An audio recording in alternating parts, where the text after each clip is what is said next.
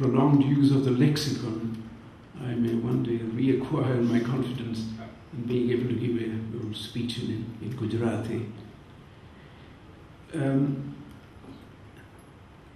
I became acquainted with Rattanshi in the 1970s when I'd just been appointed to my chair at University College London.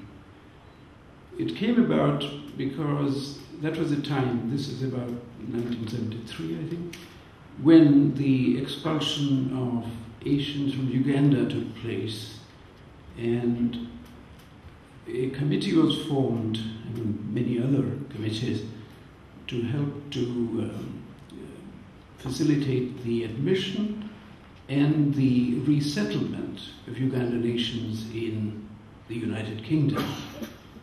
And Rattanshi took a leading part in it, so did my great friend from my newspaper days in Kenya, Pranlal Sheth, and I was also invited to be part of this committee. That is when I first came to know Rattanshi, and I came to be acquainted with his public spiritedness, his generosity, his beneficence, and also something which I think links up with the lexicon. The fact that he was always interested in what was new, and at the same time wanted us to be aware of what was worth preserving in the past. This was reflected, besides the activities on behalf of the help the Ugandan nations, it was reflected in another activity in which I was also associated with him for a time. This was encouraging the teaching of mother tongue, secondary languages, as it was then called, in the United Kingdom, in the educational system.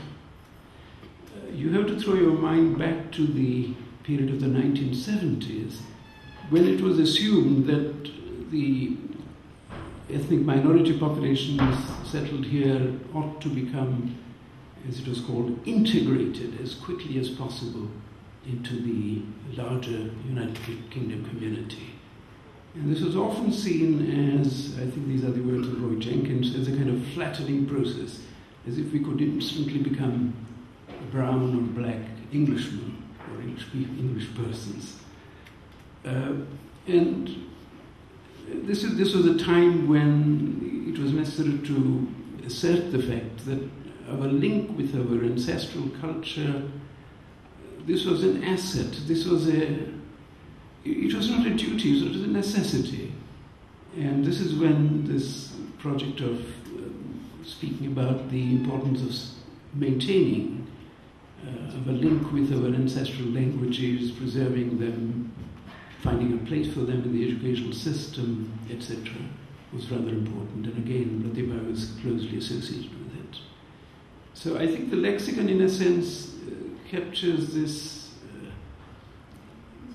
constant endeavor on his part to both to change with the times, to keep up with the latest developments, keep up with science and technology, if I say so, and at the same time to preserve what is worth preserving in our past.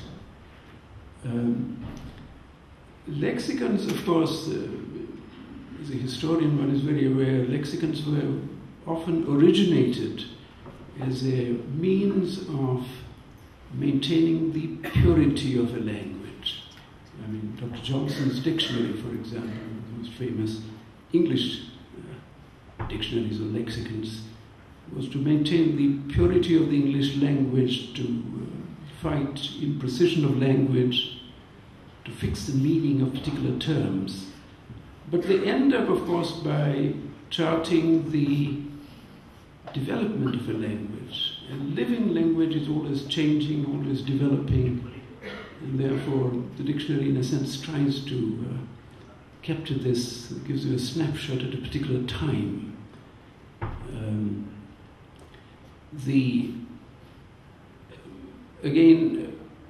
But they often end up by having to chart the way in which a language is altering, changing all the time. And think of the fact that we every year when a new edition or whenever a new edition of the Oxford English Dictionary appears, we get newspaper articles telling us what new terms have now been accepted into standard usage. So the language is changing all the time. So these two themes, stability and change, are in that sense reflected in a lexicon. If I may say so, when I retired, one of the presents I was given was the shorter Oxford English Dictionary by my colleagues, whether to point out that my English was not as perfect as it should be or whatever. But these volumes have lain really neglected on my shelves. Whenever I now want to find out the precise meaning of a term or synonyms, antonyms, I of course resort to the internet. Much faster medium, keeps up with changing language and so on.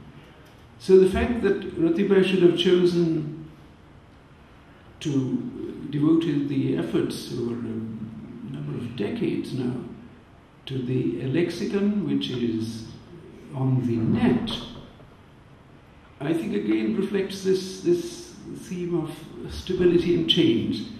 The internet seems ideal for charting the development of a living language, the way meanings change and so on. And of course it's also, in the case of the lexicon that Ratibhai has been associated with, it's an interactive medium. I mean, for example, when I was looking at it, I wanted some synonyms for the word munificence or some Gujarati equivalents of munificence. And I came across the following: Udarta, Danshilta, word which